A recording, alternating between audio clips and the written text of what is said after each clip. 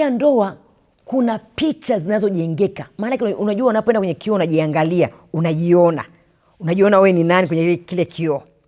Kwa hiyo ndoa sasa inakufanya wewe unajiona wewe ni nani.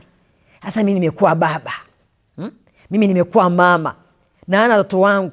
Kwa kuna picha inajichora kupitia ndoa, na picha hiyo ni halisi, sio ya kubiniwa, ni picha halisi. Unajiona pale, mimi amekuwa mume, amekuwa mke, ana watoto. Kwa hiyo picha halisi inaletwa na ndoa, picha halisi ambayo mtu anajiangalia, anajiona kutokana na ndoa. Kupitia ndoa nilikuwa naitwa Miss, sasa hivi naitwa Mrs. Kwa hiyo tu Miss imekuwa Mrs, tayari ni picha imeichora kutoka hivi imeenda hivi. Kupitia ndoa nilikuwa naitwa kijana fulani, sasa hivi naitwa bwana fulani, Mr fulani, kwa sababu ya ndoa. Kwa ile picha kutoka kwenye kijana imeichora kuwa bwana, kuwa baba, kuwa mume. Umeona kichofanya nini? Ni ndoa. Kwa hiyo ndoa ina thamani kubwa sana, ndoa ina thamani kubwa sana kwenye haya maisha ya kila siku. Kwa hiyo kijana, ujue ukitaka kuwa na heshima, ukitaka kuwa kioo cha jamii, lazima uwe na ndoa. Lazima ufikirie kuwa na ndoa hata kama hujafikia ule umri. Unapoendelea kukua, weka mipango yako ya kuwa na ndoa. Owe binti ambao hujaolewa au bado hujafikia umri, hata kama unaendelea kufanya mambo yako masomo, uwe katika malengo yako, kuwa na lengo la kuolewa au kuoa kule mwishoni.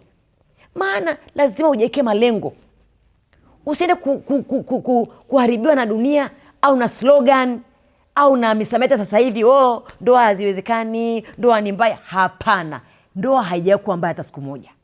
Ndoa ni njema. Halafu tumesema ndoa ndio kioo cha jamii, ndoa ndio kitambulisho.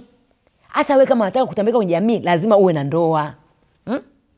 Unataka kuwa na heshima kwenye jamii, kuna heshima za kazi kweli, kuna heshima za fedha, lakini heshima kubwa kuliko zote ni heshima ya ndoa. Heshima kubwa kuliko zote uliokirima na Mungu ni heshima ya ndoa. Maana kupitia hiyo ndoa, hizo fedha zitakuja, hayo mali yatakuja, hiyo heshima ya choo itakuja, na ipo tu, lakini haitoki nje ya ndoa. Kwa hiyo I want to encourage you, nataka nikutie moyo wewe kijana ambao hujaolewa au hujaoa. Hebu katika plani zako, mipango yako, weka mpango wa kuoa na mpango wa kuolewa, maana huo utakupa heshima. Weka mpango wa kutaka kuwa na utambulisho, maana utambulisho utakupa heshima. Umenielewa? Kwa hiyo ndoa inakupa namna ya kuheshimika, lakini inakupa kuongeza ukoo wako, na ndoa inakupa kuwa na picha halisi kwenye maisha yako.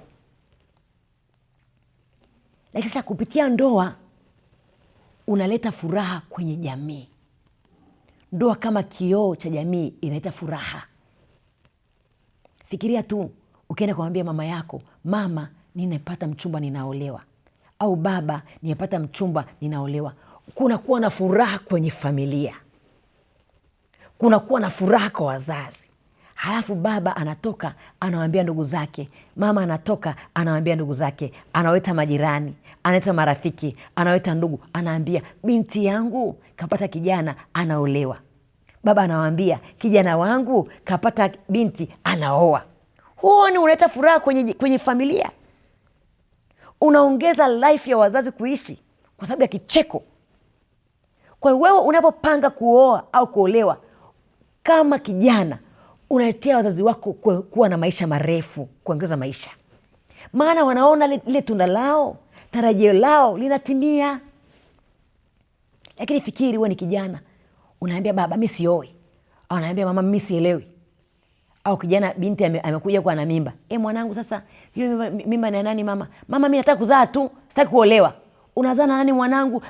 Mimi nitazaa tu. Kuna kuzaa pasipokuwa na mwanamume. Huyo mwanamume unataka kuzaa naye, kwa nini basi asije akajitambulisha, mkaoana, basi mkawa na ndoa? Ukiona mahali hapo mzazi pana walaki, something wrong.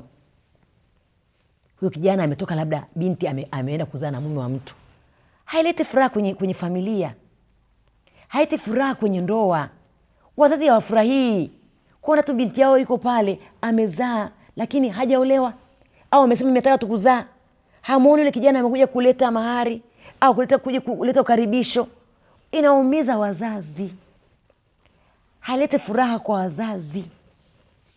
Lakini kijana ukajipanga, eba imetokea bahati mbaya kweli, umempa binti mimba huko, basi nenda kwa wazazi, mama baba mimi na mchumba wangu bahati mbaya amepata ujauzito, mama na baba nisameheni, lakini naomba nimlete ili tufanye maandalizi ya ndoa, tuoane.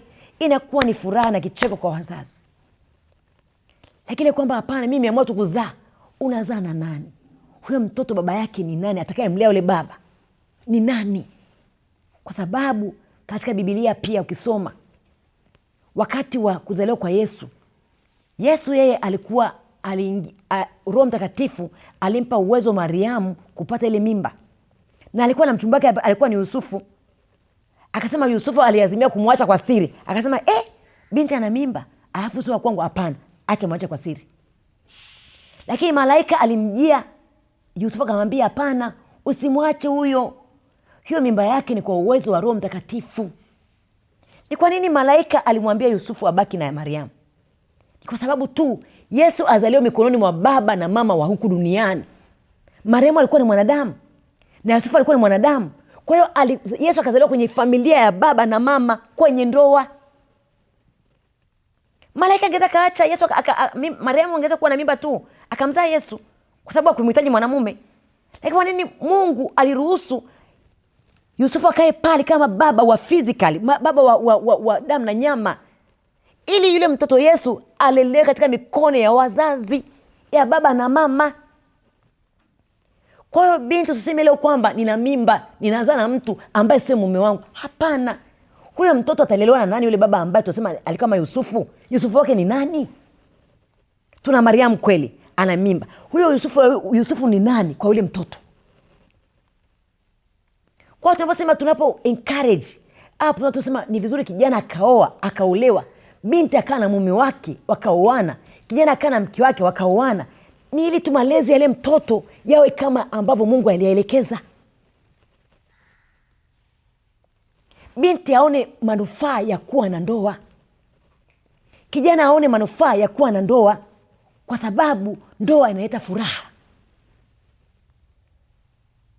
Ndoa inaleta furaha kwenye familia na kwenye jamii.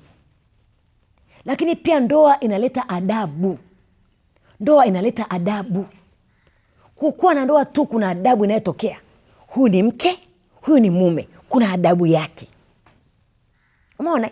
Asa huyu ni mke wa fulani, huyu ni mume wa fulani.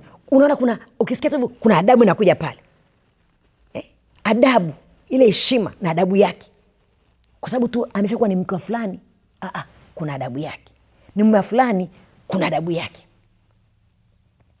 Kwa hiyo ndoa inaleta adabu. Ukitaka kijana awe na adabu, binti awe na adabu, ni vyema kuwa na ndoa. Ni vyema kuwa na ndoa ili ujiangalie kwenye kioo chako cha adabu yako kwa kiasi gani. Unajua usipokuwa na ndoa, anasema kama ushafika muda unasema binti yule sio ni mhuni ni nini. Haya maneno yanakuja sababu ukiwa na ndoa kuna namna ya adabu inakuja pale. Lakini uko na ndoa labda unaruka huku na kuna kule, wanasema wewe ni mhuni, yule binti ni mhuni, yule kijana ni mhuni. Yaani hakuna adabu. Lakini ukitaka kuwa na adabu lazima ujitahidi, upende kuwa na ndoa. Maana vijana wengi wana umri wa kuoa, wana umri wa kuolewa, wamefikia, wana uwezo wao, lakini wanasema hawataki ndoa. Pasi kujua kwamba ndoa inaleta adabu. Ukiwa na ndoa utaadabika, wewe mwenyewe utaadabika na watu watakuwa na adabu na wewe. Kwa hiyo ndoa inaleta adabu. Lakini pia ndoa kama kioo cha jamii inaleta mchangamko, kuchangamka. Unajua mtu ambaye kama hujaolewa au hujaoa, kuna namna ya hofu, sorrow inakuwa ndani yako. Huna uchangamfu. hufurahi. Kuna jambo umelikosa. Kama binti uchafikia umri wa kuolewa au wa kuoa, kuna jambo unalikosa. Lakini ukiwa na ndoa kuna namna ya kuchangamka. Maana Mungu ameahidi kuchangamka kwenye ndoa. Ndio maana alimchangamsha Adamu. Akaona huyu amekosa kitu, ngoja nimletee kichangamko. Akamletea Hawa, akaa changamko kwake. Kwa sasa kupitia ndoa unakuwa na changamko la moyo, changamko la mwili, changamko la akili, changamko la fikra, changamko la mawazo. Maana unakuwa umechangamka. Unajua mwanadamu alivyoumbwa, ameumbwa mme na mke. Kwa hiyo ukipata changamko lako, yule nafasi, ule ubavu wako ule ukupata, unachangamka. Kuna mambo ya seksi, ndio unachangamka. Kuna mambo ya kuongezeka, kuzaa na kuongezeka, unachangamka. Kuna mambo ya kuongeza mali, miradi, ukiwa na mwenzako unachangamka. Sasa mwenzangu, leo tuende China. Mke wangu, wewe twende China. Mume wangu, wewe twende wapi? Mke wangu, tukaanze kilimo, tukaanze shamba letu. Yaani kuna uchangamfu fulani, kwa sababu unajua niko na mwenzangu huyu. Tumepewa kuwa na ndoa. Sisi ni kioo cha jamii.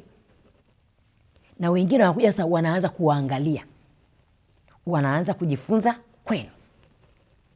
Kwa hiyo kwa maana hiyo sasa, ndoa jamani, ndoa ni kioo cha jamii.